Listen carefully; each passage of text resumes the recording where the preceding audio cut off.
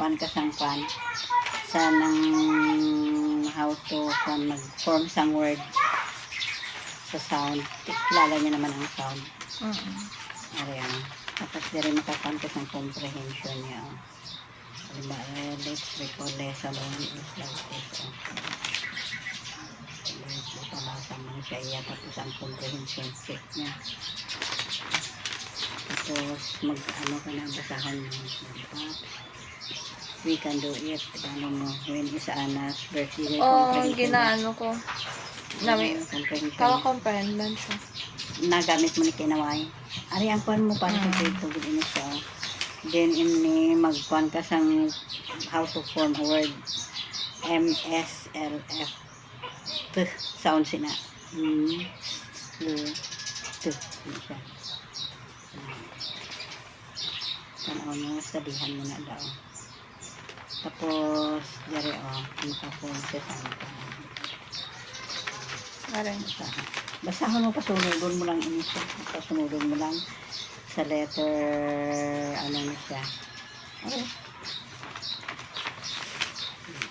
Sa reading niya. Reading niya, anong ikon lang reading. Halimbawa, ini diri matapos mo ining kuan dali-dali lang. Ining kuan. Kaya sa first lesson mo is amunin nga mga sounds ang yan. Pakuan mo sa iya.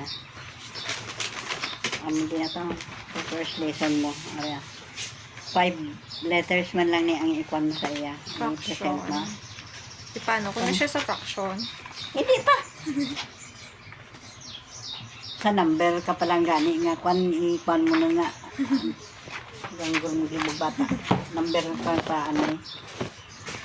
Ariyo, pamati sa English mo ka doon. Teka ha.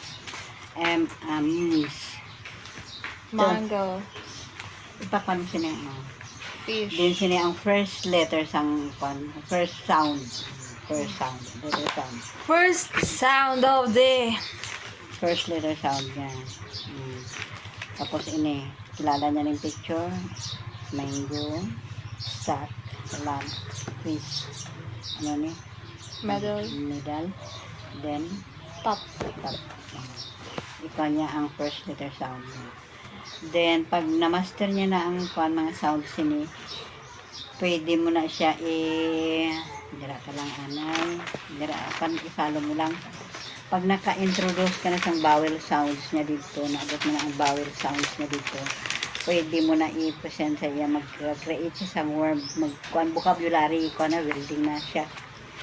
Hand, heart, cake, can. Siya ka, ano, sang C.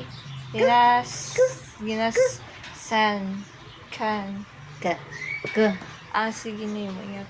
K. C mo. Letter C. May point. Hindi kung sa letter sound kayo, ay tangat letter C. K na tanang sound niya. K na siya, K. K. B. Tapos pag nakaabot ka na sa vowel sounds, kung kilala niya ang mga consonant sounds, pwede mo nga matest mo na ang sang bata, mag-form siya sang word. Halimbawa, I'll give you 2 consonant sound lang. Halimbawa, you can form any word that you can form. Tapos isa lang ka vowel sound, halimbawa, 3 letter word lang, 3 letter word lang. Papanon mo na siya. CBC pattern. Pag-form mo siya sa word. CVC. Consonant, vowel. Consonant. Pero hindi ka pa mag-kuan sa CBC pattern. Buso mo ano ang letter sound. Kilala niyo Kakilala naman siya. Pwede mo na i-kuan Pwede ka na mag-kuan sa iyo.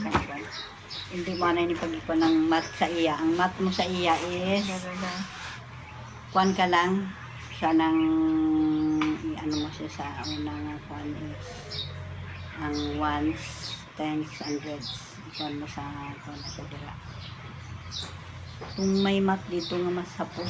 Dito daw. Ara. Ay, hindi ko ni atong isa na may itong mat na ito. Hindi na itong mata. Itong kaya itong mat. Magkuhan ka lang kay isa lang sa kuhan.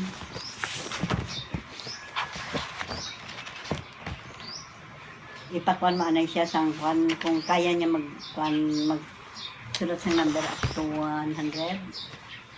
Oo, bright lang siya dra. Oo, kuha mo, oh. Baptist mo. Mhm.